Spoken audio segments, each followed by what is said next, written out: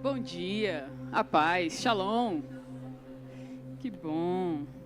Vocês podem abrir a Bíblia de vocês, por favor, em Êxodo 5. Êxodo 5, do verso 17 ao verso 18. Depois nós vamos abrir em Êxodo 1, mas primeiro, Êxodo 5, do 17 ao 18. Todos encontraram? Amém? E a palavra diz assim: Mas ele respondeu: Estais ociosos, Por isso dizeis: Vamos, sacrifiquemos ao Senhor. Ide, pois, agora e trabalhai. Palha, porém, não se vos dará. Contudo, dareis a mesma quantidade de tijolos. Agora vamos abrir em Êxodo 1, de 9 a 10. Esse primeiro texto que nós lemos foi uma resposta de Faraó ao povo de Israel, quando Moisés foi se encontrar com ele. Todos encontraram Êxodo 1? Diz assim, de 9 ao 10. Ele disse ao seu povo: Eis que o povo dos filhos de Israel são mais numerosos e mais fortes do que nós. Eia, usemos de astúcia para com ele, para que não se multiplique, e seja o caso que, vindo a guerra, ele se ajunte com os nossos inimigos, peleje contra nós e saia da terra. Agora nós vamos para Êxodo, versículo 22, no mesmo capítulo ainda, capítulo 1. Diz assim: Então ordenou o Faraó a todo o seu povo, dizendo: A todos os filhos que nasceram, os hebreus, lançareis no Nilo, mas todas as filhas deixareis viver. Amém? Vamos orar? Senhor, muito obrigada por esta manhã, muito obrigada pelas nossas vidas. Que o Senhor possa falar conosco nessa manhã, Pai. Que seja o Teu Espírito, que não seja a minha voz, que não seja a voz do Teu povo, mas que seja o Senhor a falar conosco, Pai. Que Teu Espírito Santo tenha livre liberdade em nosso meio. Em nome de Jesus. Em nome de Jesus, nós te pedimos a Tua presença, Pai. Amém. Amém? Vocês podem se assentar?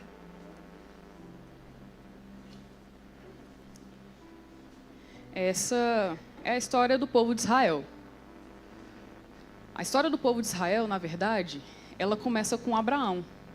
Deus chama Abraão da terra de Ur dos Caldeus e fala que vai dar uma terra para ele, que ele será pai de muitas nações, que as nações da terra serão benditas por causa dele. E aí ele fala para o Senhor: Senhor, já que o Senhor está me falando isso, como é que eu posso ter certeza de que é o Senhor que está falando comigo? E lá em Gênesis 15, lá no capítulo 15, do verso 14 ao 17, mais ou menos, você vai ver Abraão fazendo um sacrifício ao Senhor para poder selar essa aliança com ele. O que consistia esse sacrifício? Ele pegava alguns animais e alguns pássaros, cortava os animais, os pássaros ele não cortava, e fazia uma fileira de pedaços de animais e pássaro, e outra fileira de pedaços de animais e pássaro. Esse era um sacrifício de aliança. Como esse sacrifício ele era feito? Ele arrumava o altar, arrumava as peças, e ele esperava Deus passar com fogo no meio do corredor que ele criou. Esse era o sacrifício que Abraão estava fazendo ao Senhor.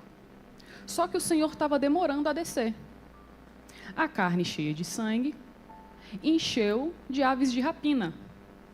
E ele enxotava as aves de rapina para não comerem o sacrifício do Senhor. Só que caiu um sono muito profundo sobre a vida de Abraão. E ele dormiu. E Deus ainda não tinha descido. Então algumas aves de rapina ainda conseguiram pegar pedaços do sacrifício. Quando Deus desce, que passa, e Abraão acorda, Deus fala: olha, a minha promessa continua, vocês vão ter sim a terra prometida, porém, sua descendência será escrava por 400 anos, exilada. Só que pode deixar que depois de 400 anos eu vou libertar o meu povo e vou julgar a nação que subjugar Israel. Esse foi o início de Israel. E aí todos nós conhecemos a história de José, que é vendido para o Egito. Ele governa o Egito. Faraó gosta muito de José. Ele leva o povo de Israel para o Egito porque estava tendo muita fome na terra. Eles ficam na terra de Gósen, que é a terra onde se apacentavam ovelhas. Só que o povo de Israel cresce demais. O faraó falece e vem a troca de outros reis. E aí, quando ele vê que o povo de Israel está muito grande e é muito forte, ele fica com medo. Ele fala, vamos escravizar todo mundo, porque se eles decidirem se juntar contra nós, eles nos dominam. E nós não queremos ser dominados. Eles podem juntar com outras nações e subjugar a nossa nação. Então, o que nós vamos fazer? Como nós temos um pouco mais de tecnologia, vamos subjugar Israel. E é isso que acontece com a história de Israel. Israel é subjugada. Por mais que seja um povo muito numeroso, ele é subjugado. E aí, o que acontece? Quando Deus está para vir e para fazer alguma coisa, não sei se vocês já perceberam, sempre acontece muita morte infantil. Porque eu estou aqui, e o Senhor sabe, o desejo do meu coração é sempre falar a verdade, sabe? É sempre pregar a Bíblia. E a Bíblia, às vezes, ela nos confronta, ela me confronta. Essa palavra tem me confrontado durante 1 mês. E, às vezes, Deus vem com um alerta sobre as nossas vidas. Porque Satanás, ele sabe que com Cristo nós somos muito mais fortes do que ele. E às vezes nós, como povo de Israel, a gente se deixa ser subjugado porque a gente não conhece. Porque às vezes a gente não lê a Bíblia, porque às vezes a gente não adora direito, a gente não conhece esse Deus dos milagres que foi falado aqui agorinha. A gente conhece de ouvir falar. E todas as vezes que isso acontece, que Satanás vê que Deus está para fazer algo de extraordinário com o seu povo, ele começa a matar pessoas, começa a matar crianças. Por quê? Porque desse jeito você mata gerações. Você imagina se seu tataravô ou sua tataravó não tivesse sobrevivido antes de ter filhos? Vocês não estariam aqui hoje. Os filhos de vocês não estariam aqui hoje, os netos de vocês não estariam aqui hoje. Então, quando uma criança falece, quando uma criança é morta, Satanás mata toda uma geração para frente, várias gerações. E a gente precisa prestar atenção no que está acontecendo. Porque qual é a armadilha de Satanás? Ele nos deixa atarefados e dispersos. É o que diz o primeiro texto que a gente leu. Quando Moisés vai mais Arão falar com o faraó fala, não, eles estão desocupados. Estão tendo tempo para pensar, gente. Como é que esse povo pode pensar? Não, pode pensar não. Se eles pensarem, eles descobrem a verdade. Se eles descobrirem a verdade, eu não consigo mais manipulá-los. Então, o que nós vamos fazer? Nós vamos distrair o povo. Nós vamos distrair o povo com serviço, com o que quer que seja. Porque se ele estiver distraído e estiver com a cabeça cheia, aí fica fácil. Aí eu, faraó, nado de braçada. Eu consigo dominar um povo que é muito maior do que o meu. Que eles não sabem, mas se eles se juntarem, se organizarem e pararem de brigar entre si, entre os seus clãs, eles fazem um estrago aqui, se libertam e ainda dominam tudo. Então, o que nós vamos fazer? Nós vamos distrair. E é o que acontece com a gente hoje. Nós vivemos dispersos, distraídos. Satanás, às vezes, ele nos faz pecar sem a gente perceber. Em que sentido? É pregado aqui o tempo todo, eu acho isso maravilhoso, que o nosso Deus é um Deus de milagres e Ele tem bênçãos para as nossas vidas. Amém? Boa parte dessas bênçãos são consequências da nossa vida com Deus. Se a gente for ler a Bíblia de capa a capa, nós vamos ver algumas bênçãos que elas são condicionais não à salvação, mas à lei. Por que muita gente hoje que não está na igreja é bem-sucedido e é próspero no sentido de até ter saúde, até ter bons relacionamentos? Por quê? Porque segue um princípio cristão. Porque segue um princípio bíblico. Se a gente pegar hoje as pessoas mais ricas hoje do Brasil, que dão cursos, que ensinam, você vai ver princípios bíblicos. Muitos deles já até se converteram por causa disso. E são prósperos por causa disso.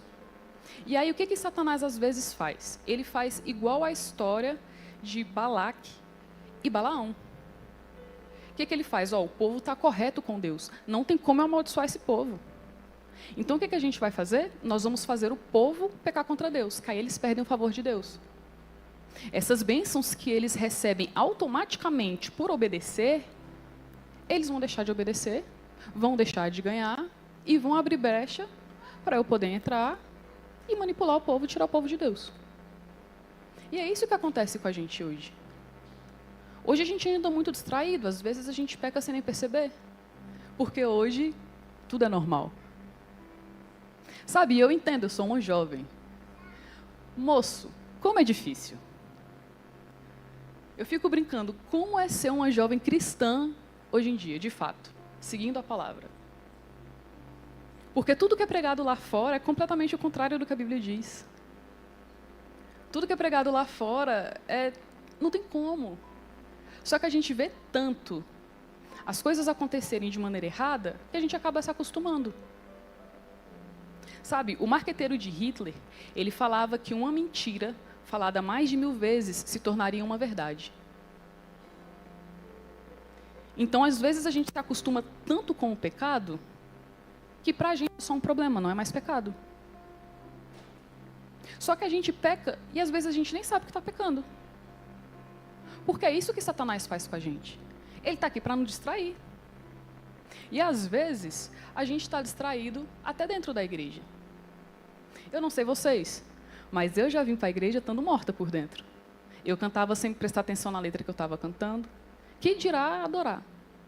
Chegava a hora da pregação, pensava em outra coisa lá longe. E para Satanás, é muito melhor que eu esteja na igreja com fama de quem está vivo e quem está morto, porque aí Deus está a ponto de me vomitar, que é o que diz Apocalipse, do que eu perceber que eu estou morta, estando dentro da igreja ou fora, e me consertar com Deus. Porque o fato que ele quer é nos roubar do Senhor. Essa é a missão de Satanás. Como ele perdeu o contato com Deus, e ele vê que nós temos esse direito pelo sangue de Cristo, ele quer roubar o nosso contato com Deus, a nossa intimidade com Deus. E as armas dele são sempre as mesmas. Desde o Éden, ele distorce a história. E até hoje, é a mesma ferramenta que ele usa. E aí eu pergunto para você e para mim, será que nós estamos realmente adorando e cultuando ao Senhor? Que é o Rei dos Reis, o Senhor dos Senhores, o Senhor dos Exércitos, o Rei do mundo, o Criador de tudo. Ou às vezes a gente está vindo como eu vinha, só por hábito. Eu vou no culto domingo, vou na quarta e está tudo bem. E na minha semana nada muda. Eu até choro aqui no culto, e não tem problema em chorar, eu sou uma pessoa muito chorona. Quem me vê ali no meu cantinho, eu estou sempre chorando.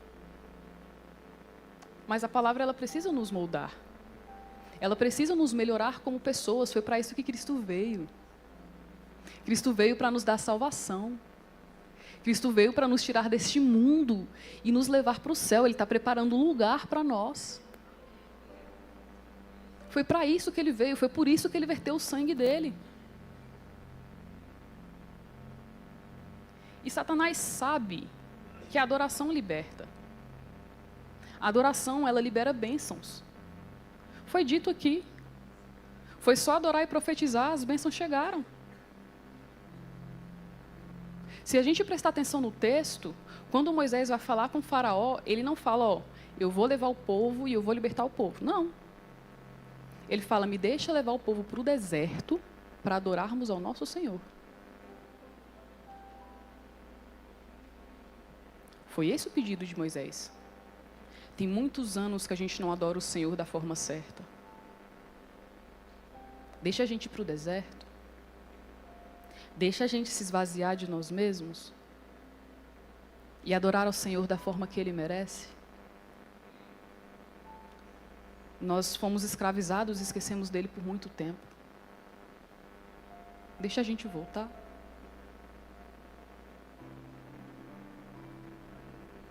Oséias 6,6 diz, pois misericórdia quero e não sacrifício, e o conhecimento de Deus mais do que holocaustos. O que o texto está dizendo? Eu preciso adorá-lo? Preciso adorá-lo. Mas sabe, o suprassumo da adoração é a obediência. É o que Cristo falava sempre com os fariseus. Vocês me adoram de boca, vocês me adoram com alguns gestos, com alguns ritos, mas o coração de vocês está longe de mim. Vocês não me adoram em espírito e em verdade. Vocês não me obedecem, muito pelo contrário. Vocês pegaram as leis que eu criei e criaram várias outras em cima, até subjugando a lei que eu criei. Vocês estão passando as leis de vocês acima das minhas.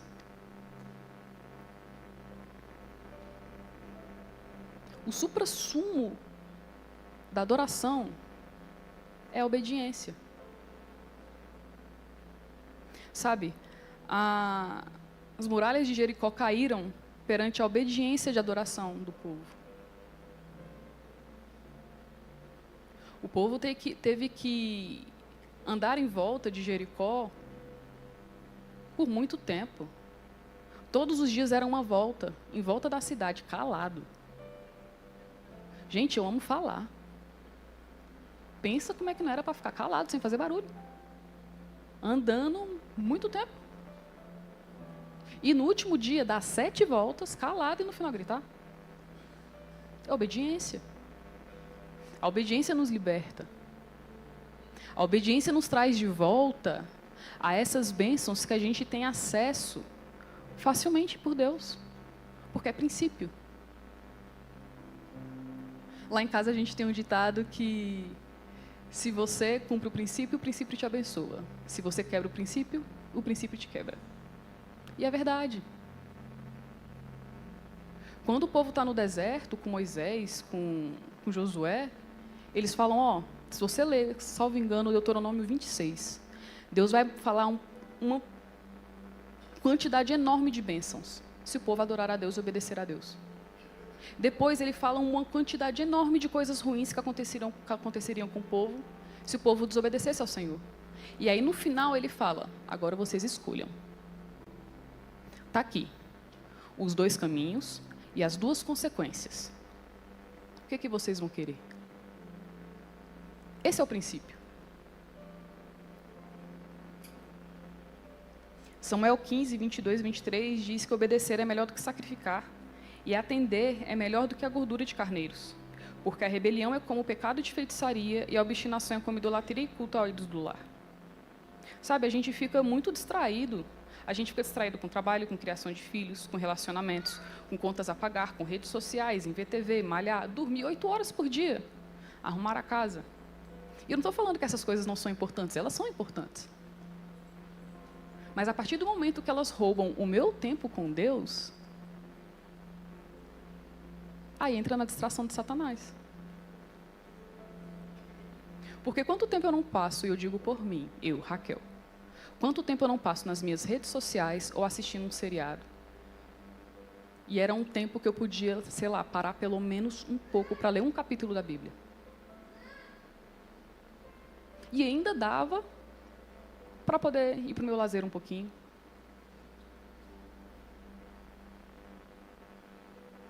E aí eu te pergunto, qual foi a última vez que você conseguiu parar para pensar de fato e analisar a sua vida? No que você está absorvendo do mundo? No que você está absorvendo o que vem do altar? No que você está absorvendo da palavra de Deus na Bíblia? Porque às vezes nós ficamos como plateia, a gente assiste como passividade, a gente não julga as informações que são passadas a nós e a gente acredita como se fosse verdade. E aí, quanto tempo a gente parou para olhar no céu e apreciar as estrelas? Faz quanto tempo? Eu amo olhar as estrelas, tem muito tempo que eu não vejo. E é por isso que essa palavra também me confronta bastante. Eu amo ver um céu estrelado, uma lua cheia. Eu amo um tempo ensolarado, por mais que faça calor, eu amo um tempo ensolarado. Qual foi a última vez que a gente olhou para cima? Sabe, a Bíblia diz que os céus e a terra proclamam a glória de Deus e o firmamento a obra das suas mãos. A gente anda tão distraído que a gente não percebe que a própria natureza está proclamando o nosso Pai. Nós temos o costume de só olhar para baixo, para o fundo do poço. A gente só olha para baixo. Não tem para onde eu sair, eu não tenho saída, eu só tenho problema. Mas qual foi a última vez que a gente falou, eleva os meus olhos para os montes, de onde virá o meu socorro? E o meu socorro vem do Senhor que criou os céus e a terra.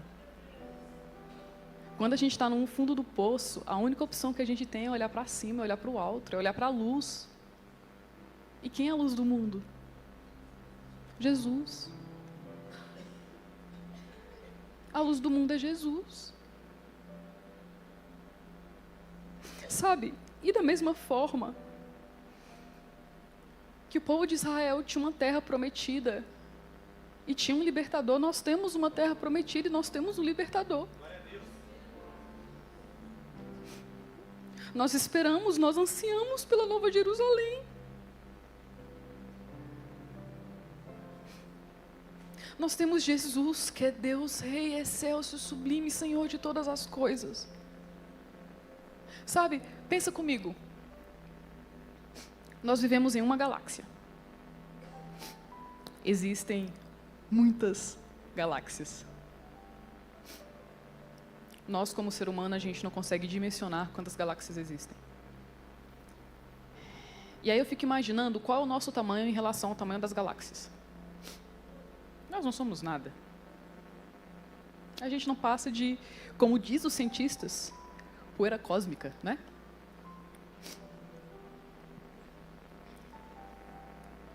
E a Bíblia diz que quando Cristo voltar, Ele vai desenrolar os céus como um rolo. É tipo assim, abri aqui, fechei, pronto. Oi, gente. É isso para Ele. Quão grande Ele é, quão excelso, quão sublime Ele é. E aí Ele se esvazia dessa glória estupenda dEle, para vir como um homem, pecador, para uma mulher ter que trocar a fralda dele. Imagina isso. Para morrer, sofrer e padecer pela gente. Ele sofreu todas as tentações que nós sofremos todos os dias. Todas. E Ele foi o único que não pecou. Sabe, essa semana eu estava estudando cientificamente como foi a morte de Cristo. Foi algo que não acontece normalmente. Ele suou sangue. Para ele suar sangue é uma pressão tão grande que os vasos sanguíneos da cabeça estouram. E isso no Getsemane. Ele foi açoitado, chicoteado, com um chicote de couro, que tinha nós no meio. Nas pontas tinha pedra de ferro, osso de animal, tinha gancho de ferro. Cada chicotada que dava, abria centímetros das costas dele, dilacerava as costas dele. Os pregos tinham, em média, de 5 a 7 centímetros. A coroa de espinho tinha, em média, de 2 a 3 centímetros. Você pensa isso cravado no couro cabeludo dele. Ficou a milímetros do cérebro dele.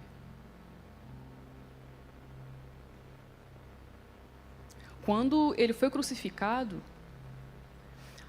pregaram os pregos nos pulsos dele, porque na mão teria rasgado a mão, ele teria caído. Mas você imagina que aqui é cheio de tendão. No pé é cheio de tendão. Você imagina um prego encostando no seu tendão o tempo inteiro, sem anestesia.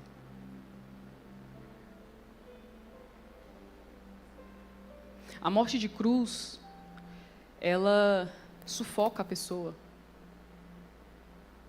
A morte de cruz, a Bíblia fala que a Bíblia condena a morte de cruz, porque a morte de cruz era só para os bárbaros. Cidadãos romanos não tinham direito à morte de cruz, a morte deles era diferente. E qual era o costume de Roma quando ele implicava uma morte para quem ele considerava um bárbaro? Eram 3 mortes: a morte de cruz, a morte por animais e a morte queimada na fogueira. Por quê? Porque eles não queriam que sobrasse corpo. Os animais comiam a carne, a fogueira acabava com a carne, e na cruz eles deixavam lá o corpo exposto para os corvos comerem, para as aves de rapina comerem, os urubus. A intenção de Roma, com essas sentenças, era destruir o corpo, para que não houvesse mais nada que restasse. E aí o nosso Jesus se esvazia da glória dele para sofrer tudo isso, para morrer e ressuscitar no 3º dia, para nos salvar. Nós éramos merecedores da ira de Deus. Nós vivemos no lamaçal do pecado. Mas aí ele vem, pela graça e pela misericórdia dele, e fala: não, vem cá. Você está arrependido? Eu vou te lavar. Pode deixar que a sua morte, eu morri no seu lugar. Deus, mas eu não consigo largar os meus pecados. Não, vem cá. Você está realmente arrependido? Está realmente arrependida? Eu vou te ajudar. Sabe aquela cédula de dívida que vocês tinham contra o meu pai? Porque foi dada uma lei no Éden. E quando a lei é descumprida, existe uma sentença. E sabe, toda a base legal do mundo foi baseada na Bíblia. E a sentença era a morte. Então existia uma carta, imagine um tribunal hoje. Eu errei, eu estou no tribunal, eu tenho uma sentença. Existe um documento contra mim, que é mandado para a Polícia Federal, correto? Para ela aplicar e executar o que diz naquele documento. Era isso que nós tínhamos contra Deus. Esse documento contra a gente estava pronto. Da nossa sentença, estava pronto. Mas aí Cristo fala: não, pode deixar, eu vou morrer no seu lugar. Não, pode deixar, você vai ser preso. Eu vou ser preso no seu lugar. E aí ele pega essa carta e ele rasga ela. Por quê? Porque ele cumpriu, então ela não tem mais valor. Esse é o Evangelho, essa é a graça. Essa é a graça verdadeira. Nós não somos merecedores de nada. E ainda assim Ele nos constrange e nos ama a ponto de morrer no nosso lugar. A ponto de falar: ei, você não merece, mas eu te amo, eu tenho misericórdia de ti, vem cá. Esse é o verdadeiro Evangelho. Essa é a verdadeira graça. Saber que eu sou pecadora. Por que hoje muitas vezes a gente olha para a igreja como um todo, para a igreja brasileira, para a igreja como um todo e fala: não tem graça. A única graça que a gente vê, às vezes, é graça financeira. Mas por que a gente não prega mais pecado? Jesus morreu pelos nossos pecados. Como é que a gente não prega o objetivo da vida de Cristo aqui nessa terra? Porque eu recebo graça quando eu me humilho e falo: Deus, me perdoa, eu não mereço. E aí, pela graça dele, eu sou salva. Isso é graça. E às vezes está faltando graça na igreja. Por quê? Porque se eu não sei que eu estou errada, eu não recebo graça. Se eu não recebo graça, eu não ajo com graça para com o próximo. Porque eu só posso dar aquilo que eu tenho. Se eu recebo graça, eu falo, caramba, eu não mereço, eu peco pra caramba. E Deus me perdoou. Deixa eu ajudar esse irmão aqui que está caído. Porque às vezes é só o pecado dele que está exposto e o meu não. E às vezes, antes da gente, ao invés da gente abraçar as pessoas e ajudar as pessoas a caminhar com Cristo, a gente separa as pessoas. A gente já julga elas antes de Deus ser julgado. Sabe, há um tempo atrás, Deus me chamou de religiosa preconceituosa. Porque eu entrava na igreja, via uma pessoa diferente, com tatuagem, ou homossexual, ou diferente do que nós estamos acostumados. E no meu coração eu já julgava, eu já ficava longe já. E aí Deus virou para mim e falou, Raquel, você é uma religiosa preconceituosa. Deixa eu te falar, você está advogando para o lado errado. Eu falei, epa, nossa. Ele, Raquel, a partir do momento que você julga essa pessoa que está entrando dentro da minha casa, você está roubando a semente da minha palavra no coração dela. Quem sabe daqui a alguns anos essa semente não germine e essa pessoa venha ficar comigo? Mas a sua atitude fez essa pessoa ficar com raiva de mim e nunca mais querer pisar na minha casa. Falta de graça. Porque às vezes a gente pensa que nós somos melhores do que todo mundo, mas é muito pelo contrário. Todos nós pecamos e carecemos da graça de Deus. É isso que diz a palavra. E o que está faltando para a gente? É isso aqui. Sabe, a Bíblia diz que a gente perece por falta de conhecimento. E às vezes a gente acha que é só a função do pastor explicar a Bíblia. Às vezes a gente acha que é a função só do líder. Aí, às vezes, quando chega um lobo em pele de cordeiro e diz que está falando em nome de Deus e arrasa um povo, a gente fala, não, meu Deus, ele não pode fazer isso. Mas aí, se eu te perguntar, se você não está ciente dos seus direitos e dos seus deveres, você vai ser manipulado da forma errada? Você não vai. A Bíblia diz que nós temos que ser igual aos bereanos. Tudo que era falado, que era ensinado, eles iam na Bíblia para ver se era que é verdade. A Bíblia é nosso manual de fé, de regra e prática. É o nosso manual de vida. E às vezes a gente nem lê. Sabe, esses dias eu estava vendo o feed de um comediante. E ele começa a falar de Bíblia, começa a falar de cristão, um comediante não cristão, diga-se de passagem. E ele fala, ó, esses cristãos são tudo cristão, mas aí eu pergunto para eles um negócio da Bíblia, eles não sabem. Como assim? E aí começaram a falar mal dele. Não, porque ele está brincando com coisa séria, ele está brincando com a Bíblia. Aí, um dos shows dele, ele chega e ele fala, gente, deixa eu te falar uma coisa, mesmo brincando, mesmo não indo à igreja igual vocês, que se dizem evangélicos e tudo mais e tal, deixa eu falar para vocês, as pessoas que se dizem cristãs e vêm no meu stand-up e não leem a Bíblia, estão começando a ler a Bíblia. E estão me mandando direct no Instagram. Ó, tô lendo, tá? Porque eu não posso ser hipócrita. De seguir a um Deus que escreve uma carta para mim, eu nem li a carta dele. E eu sei, é difícil, às vezes o palavreado é difícil, mas hoje tem Bíblia na nossa linguagem de hoje. Hoje tem Bíblia em ordem cronológica, para você entender o contexto histórico. Nós temos liderança aqui na igreja para explicar e para tirar as dúvidas de todo mundo. Deus, ele é um Deus acessível. Às vezes a gente acha que ele não é acessível, mas ele é muito acessível. Ele fez tudo isso para ter intimidade com a gente. Ele fez tudo isso, ele rasgou o véu. O sacerdote só podia entrar no Santo dos Santos uma vez por ano, amarrado. Porque se ele entrasse e tivesse pecado, ele ia morrer lá E o pessoal de fora tinha que puxar o corpo dele com a corda.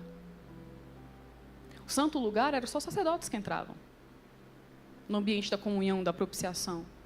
Hoje a gente não precisa de mais disso. E aí eu te pergunto, e eu me pergunto, qual foi a última vez que a gente entrou no santo lugar? Qual foi a última vez que a gente entrou no Santo dos Santos? Que a gente veio adorá-lo por amar a Ele. Porque Ele nos abençoou assim.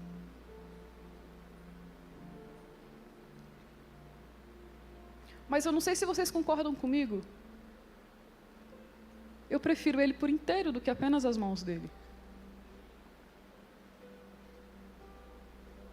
E eu penso assim no meu relacionamento com as pessoas. Quando as pessoas vêm falar comigo só por interesse, eu já fico meio desconfiada, não é muito legal.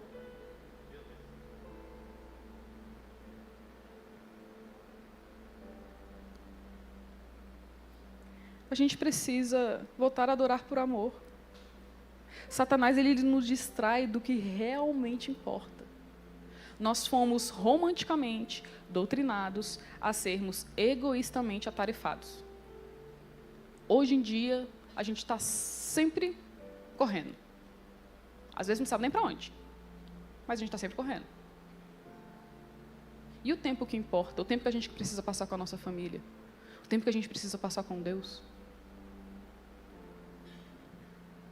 Sabe, Salmo 37, 4-5 diz: agrada-te do Senhor, Ele satisfará os desejos do seu coração. Entrega o teu caminho ao Senhor, confia nele, e o mais Ele fará. A gente só precisa buscar Ele, o restante Ele faz. A Bíblia diz: não andeis ociosos com coisa alguma. Me busca. Buscar primeiro o reino dos céus e a sua justiça, as outras coisas vos serão acrescentadas. E aí Ele leva o povo de Israel para o deserto. E uma caminhada que era para durar dias, dura 40 anos. Por quê? Porque precisava tirar o mundo do coração do povo de Israel. Precisava tirar os ídolos do coração do povo de Israel. Sabe, na primeira oportunidade que Israel teve, ele fez um bezerro de ouro. Aonde foi que ele viu um Deus com cabeça de boi, de vaca, de bezerro? No Egito. A Bíblia diz: não ameis o mundo nem as coisas que são do mundo. Nós temos que amar ao Senhor. E é tudo que Ele pede: me adora, eu vou suprir todas as suas necessidades. Eu estou aqui. Ele diz: eu estou aqui hoje, só basta você se achegar a mim. Eu morri para ter intimidade com você, para restaurar aquela semelhança que você tinha comigo lá no Éden. Porque eu vou te contar, você se torna aquilo que você adora.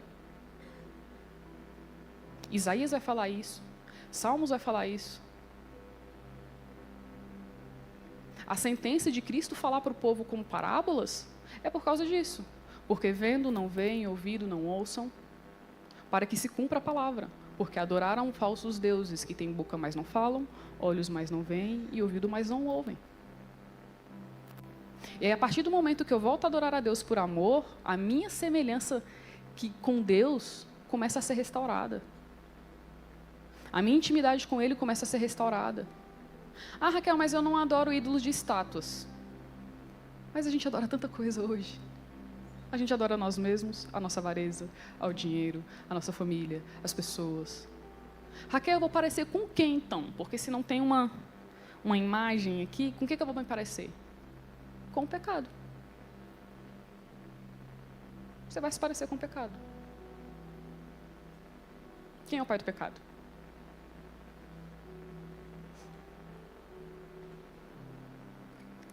E ele disse que ele sempre estaria com a gente. Jesus, ele é muito perfeito.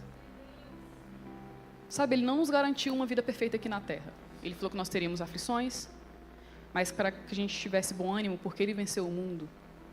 Ele mandou a gente tomar a nossa cruz e seguir a Ele todos os dias, negando a nós mesmos.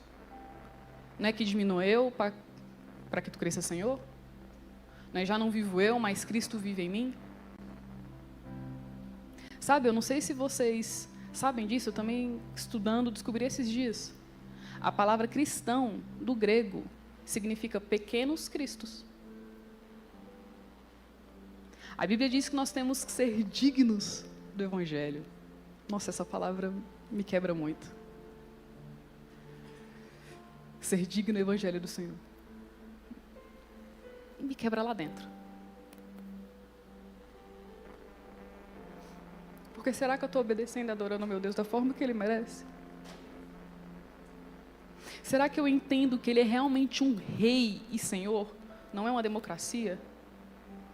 É uma monarquia? Será que eu entendo que a vontade dEle é suprema, é perfeita e agradável? E mesmo assim, às vezes eu tiro as rédeas das mãos de Deus da minha vida, tomo para mim, falo, não, tenho medo, prefiro nas minhas mãos do que nas suas. E às vezes com palavras a gente fala, Deus, eu confio no Senhor, mas na hora da atitude, é difícil, eu sei, eu vivo isso. O que nós precisamos então? De equilíbrio. Nós somos do mundo, mas nós estamos do mundo, mas nós não somos do mundo. Sabe, a Bíblia diz, vai falar que nós somos povo de propriedade exclusiva de Deus. Nós somos família de Deus, adotados por Deus, mediante o sangue de Cristo. Sabe o que a Bíblia vai falar mais? Que nós somos embaixadores do reino. Olha que responsabilidade. O embaixador, ele representa a terra natal dele, a cultura da terra natal dele. Aí eu te pergunto, será que será que nós estamos vivendo como embaixadores do reino? Será que nós estamos lembrando que existe um reino? Sabe, eu fico me perguntando, qual foi a última vez que eu parei para orar e falei, Deus, não vou te pedir nada. Mas o que o Senhor quer que eu faça? O que o Senhor quer que eu faça em prol do teu reino? Porque se a gente quer o céu na terra, e a vontade é feita dele assim na terra como no céu, como a gente ora, ele é o rei, é ele que manda. Então é tudo por ele, para ele e volta para ele, porque tudo veio dele.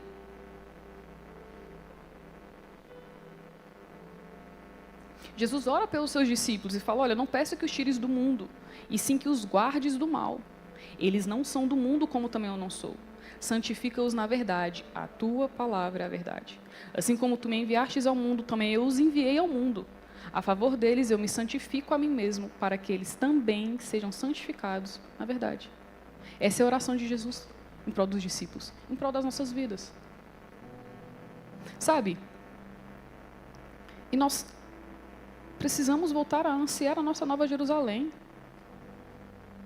Nós precisamos saber qual é a nossa identidade em Cristo, saber quem de fato Deus é, o que Ele pode fazer por nós. A gente precisa saber. Está lá em 1 Pedro 2, 9 e 10. Vós, porém, sois raça eleita, sacerdócio real, nação santa, povo de propriedade exclusiva de Deus, a fim de proclamardes as virtudes daqueles que vos chamou das trevas para a sua maravilhosa luz. Vós sim, que antes não erais povo, mas agora sois povo de Deus, que não tinhais alcançado misericórdia, mas agora alcançastes misericórdia. 1 João 2,15 diz, não ameis o mundo, nem as coisas que há no mundo. Se alguém amar o mundo, o amor de Deus não está nele. Pois tudo que há no mundo, a concupiscência da carne, a concupiscência dos olhos, a soberba da vida, não procede do Pai, mas procede do mundo. Ora, o mundo passa bem como as suas concupiscências. Aquele, porém, que faz a vontade de Deus, permanece eternamente. Filhinhos, já é a última hora. E como ouvistes, vem o anticristo. Também agora muitos anticristos têm surgido, pelo que conhecemos que é a última hora. Eles saíram do meio dos nossos, entretanto, não eram dos nossos. Porque se tivessem sido dos nossos, teriam permanecido conosco. Todavia eles se foram para que ficasse manifesto que nenhum deles é dos nossos. E vós possuís um são, que vem do santo, e todos tendes conhecimento. Não vos escrevi porque não saibais a verdade, antes porque sabeis. Porque a mentira alguma jamais procede da verdade. Quem é o mentiroso, senão aquele que nega que Jesus é o Cristo? Que este é o anticristo, o que nega o Pai e o Filho. Todo aquele que nega o Filho, esse não tem o Pai. Aquele que confessa o Filho também tem igualmente o Pai. Permaneça em vós o que ouvistes desde o princípio. Se em vós permanecer o que desde o princípio ouvistes, também permanecereis vós no Filho e no Pai. Essa é a promessa que Ele mesmo nos fez, a vida eterna. Isso que vos acabo de escrever é acerca dos que vos procuram enganar. Gente, Jesus está voltando. Como o povo no deserto teve que batalhar para conquistar a terra, nós precisamos batalhar. Para conquistar a nossa Canaã celestial, a nossa Nova Jerusalém. E sabe, se a gente olhar o mundo hoje como está, Jesus está voltando. Está tudo de cabeça para baixo. E às vezes se você não pensa como eu, de Jesus não está voltando, vai demorar. Tá. Pensa comigo, para quantas pessoas Jesus não voltou na pandemia? Depois da morte segue-se o juízo. E eu não estou aqui para passar medo em ninguém.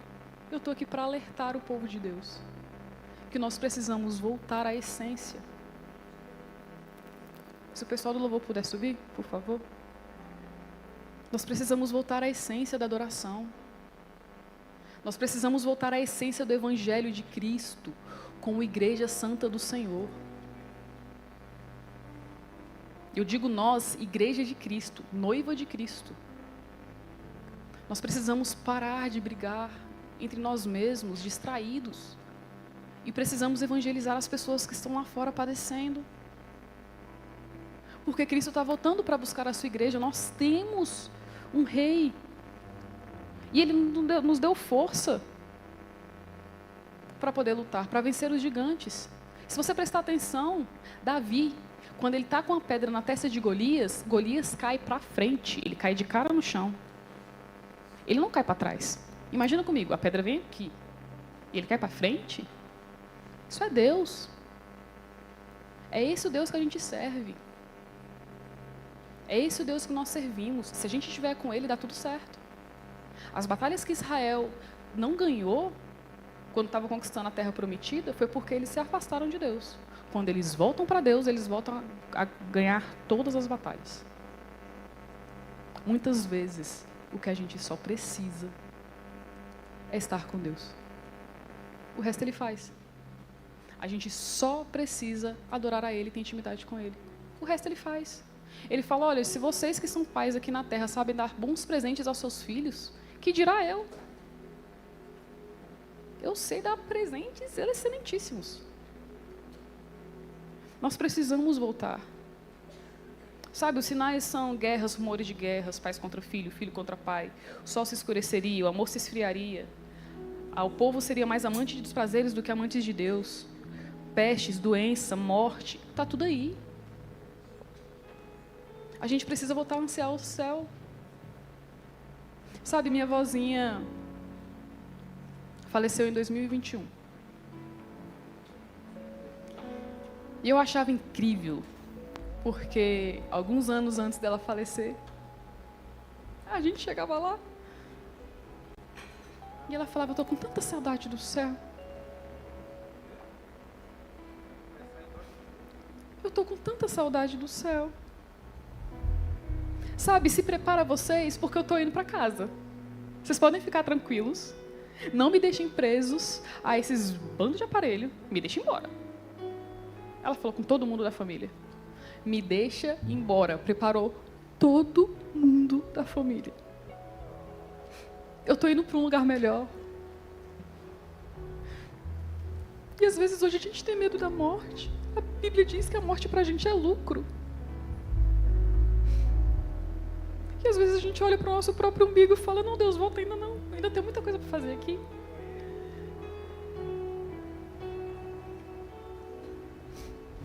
A gente precisa voltar à essência do Evangelho. A gente precisa parar de ficar distraído, porque Satanás, distraindo a gente, ele faz o que quiser com as nossas vidas, ele nos manipula e nos distancia de Deus. Cristo veio para nos ligar novamente, para criar o caminho de salvação. O meu, o seu Jesus.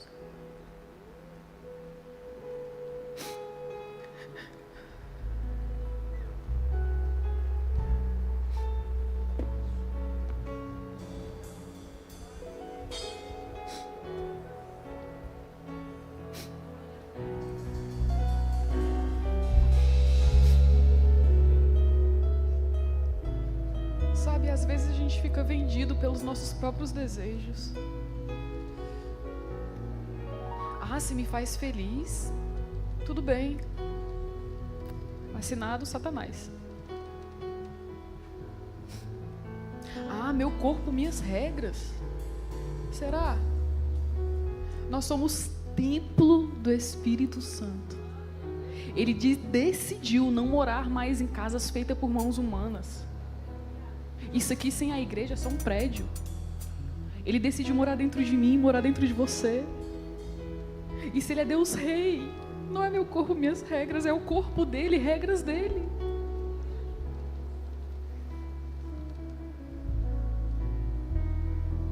Só que a gente está muito distraído com o mundo. Muito distraído. Sabe, dinheiro não compra felicidade. Sabe, bons relacionamentos não compram felicidade. Deixa eu contar pra vocês. Eu tô há 1 ano tomando medicação. Ano passado, eu tava com crise de ansiedade e com depressão. Eu tava tendo 2 crises de ansiedade por semana, de 1h30 cada. Busquei a Deus sim,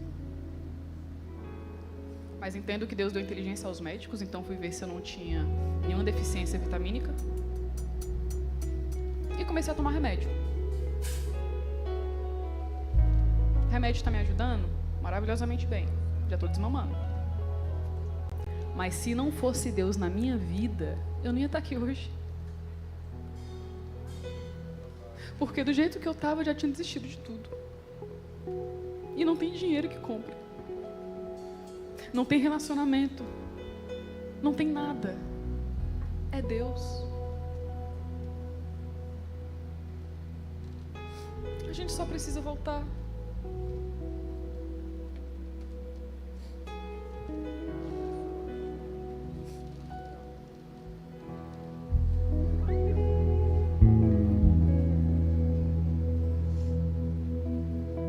Sabe, antes de deixar o louvor cantar, quero voltar ao início de tudo, encontrar-me contigo, Senhor. Sabe, eu não sei se tem alguém aqui que está distante de Deus ou nunca aceitou a Cristo como seu Senhor e Salvador. Eu queria dizer que hoje é a sua manhã. Eu quero reconstruir. Se você quiser, se você estava longe dos passos do Senhor, ou quiser aceitá-lo como Senhor e Salvador da sua vida, vou ver as primeiras. Você pode levantar a sua mão, por favor, para que a gente possa orar por você como igreja?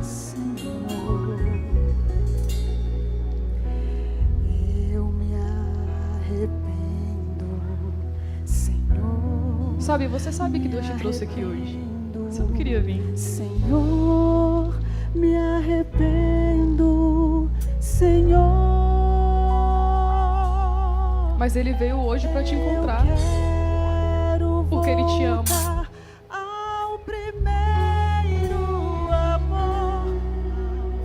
E Ele te ama muito. Então eu sei que às vezes bate uma vergonha. Mas se você quiser esse Deus, por favor, levante a sua mão. Eu quero voltar ao primeiro. Eu não vou insistir muito. Primeiro amor, eu quero. Mas se no final você ainda quiser, procure a liderança, por favor. Não deixe de mudar a sua vida, a sua história.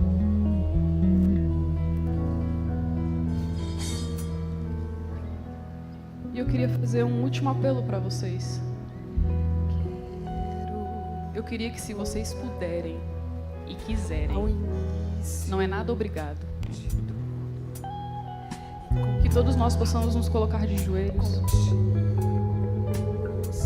que todos nós possamos voltar a nos render ao Senhor Deus Rei e Pai, voltar a essa essência.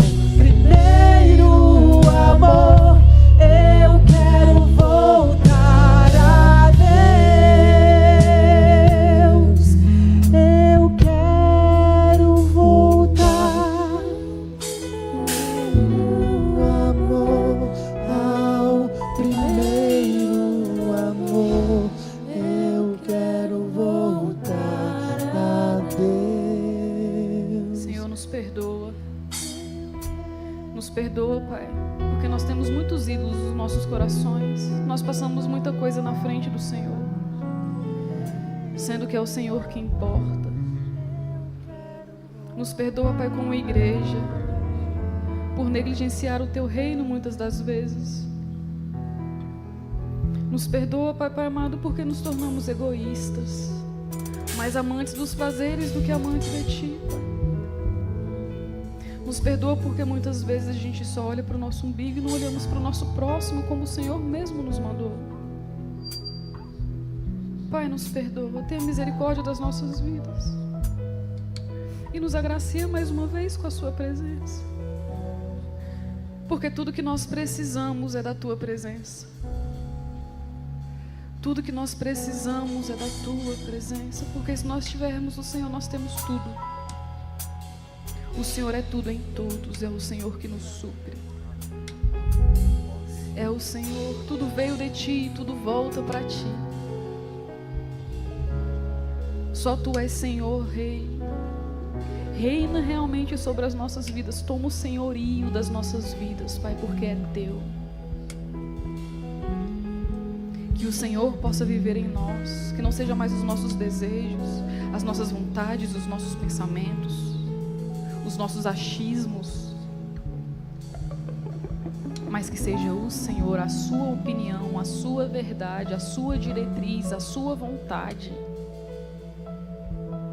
Que seja realmente feita a Sua vontade aqui na terra como é feita no céu. Em nome de Jesus, Pai. Obrigado, meu Pai. Obrigado, Senhor.